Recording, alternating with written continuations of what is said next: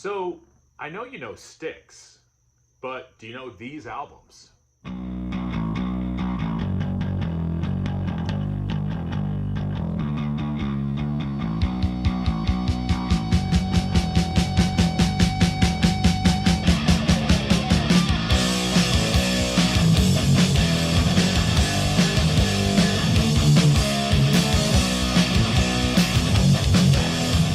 All right, so this might become a series. I'm not sure. I always start what may become a series type videos and then it just never happens. I don't know if I get lazy or if there's just not much interest in it. But again, this might become a series, but I can't promise anything.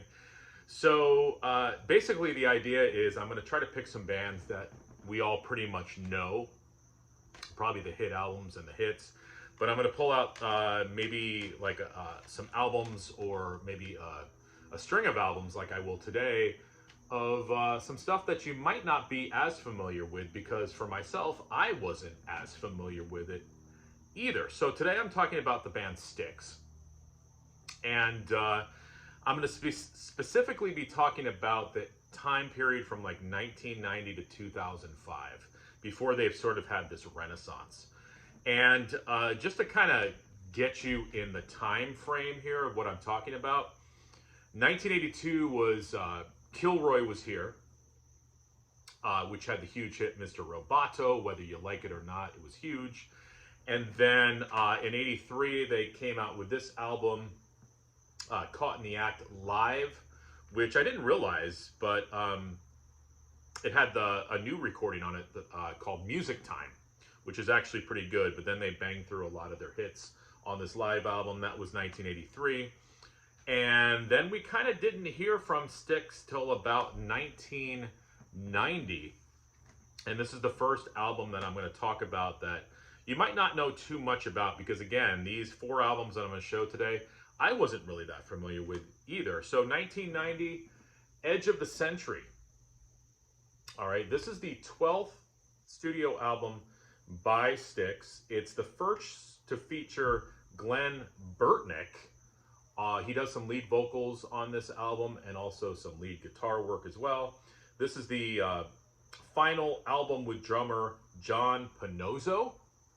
For anybody who knows the family tree of Styx, this might mean something to you. I picked this up at Dark Side Records a few weeks ago. One of those albums that it was like fill in the holes of the Styx collection sort of thing. And I'm like, I don't think I know anything off of this album. Then I started listening to it, and the song Show Me the Way came on, and I'm like, oh my gosh, I know that song. And that's the one you probably know off of this, the Dennis DeYoung ballad, which was a huge hit. But the rest of the album is good as well. It came out in 1990, so it's got that end of the 80s, early 90s production value to it, which isn't a bad thing. Some really, really good stuff on here. But besides Show Me the Way, I didn't really know too much about it. But if you're a Styx fan or into Styx, I would definitely check this album out. And then we didn't hear from Styx until 1999. I don't know really who cared about Styx in 1999. But they came out with an album called Brave New World. And, you know, this would be their 13th studio album. This was on CMC International, which was a record label that kind of picked up a lot of these 70s and 80s rock bands, because I don't think any other labels were really interested in them.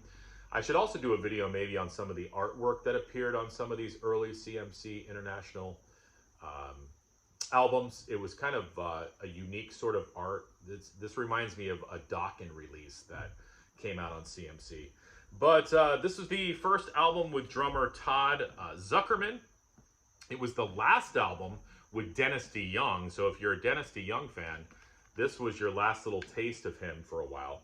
Actually, forever in Styx. I guess you could check out some of his solo records. And then I was reading about some of the credits as well. You also have a guy named Jerry Goodman, who was in the Flock and Mahavishnu Orchestra. Love Mahavishnu Orchestra. I guess he plays violin on this record.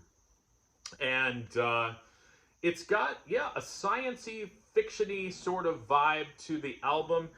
I didn't know anything off of this, but surprisingly, all of the albums I'm going to show today, except for one, I really, really like this album. So I don't know if anybody else has given this a chance, or if you kind of gave up on Styx as well, but good album from 1999, Brave New World. All right, next. This was one that I always liked the cover of. Sort of Pink Floyd-esque. And I have to look. Maybe it might be by Hypnosis. I'm not sure. But 2003's Cyclorama with the big carrot on there. Let me just walk you through some of the pictures of this album. There's the inner slice of the carrot. I have to do some more research and kind of read the lyrics of this more, because you get all of these pictures of carrots. That's kind of an interesting picture. A carrot in a bed.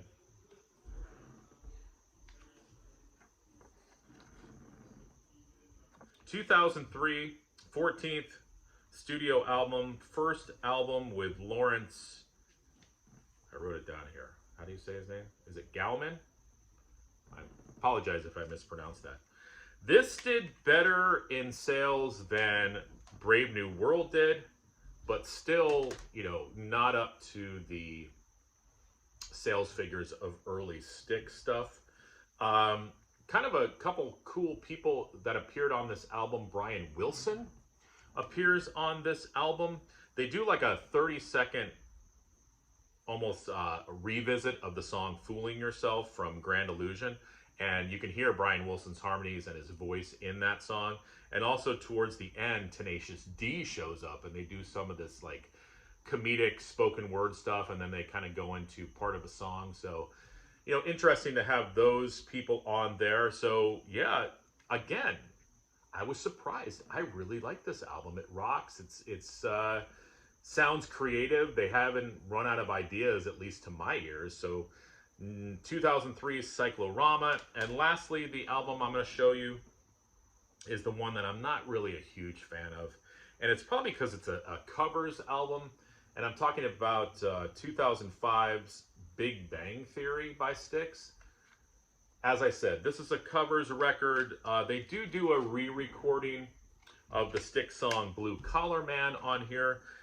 I don't know. Covers albums for me, there are certain covers albums that I like. Like I love Garage Days by Metallica. There's that Ramones cover album. What's it called again? You guys know it. But that's a great covers record. I'm sure there's other ones I like as well. This one, I don't know. You know, let me look at the track listing here. They do a cover of I Am the Walrus, of course, the Beatles tune. Manic Depression, Jimi Hendrix, Locomotive Breath, Jethro Tull. So there's some cool covers on here. It should work. And I'm not saying it's a bad album, but it's basically Styx doing their versions of, you know, these classics. Did we need a covers album? Probably not. I'm thinking this was like a contractual obligation sort of album for them. But those are 4 albums, as I said, from like 1990 on that I wasn't too familiar with. And I'm thinking maybe you weren't as well. Maybe you were. Maybe you're a Styx expert.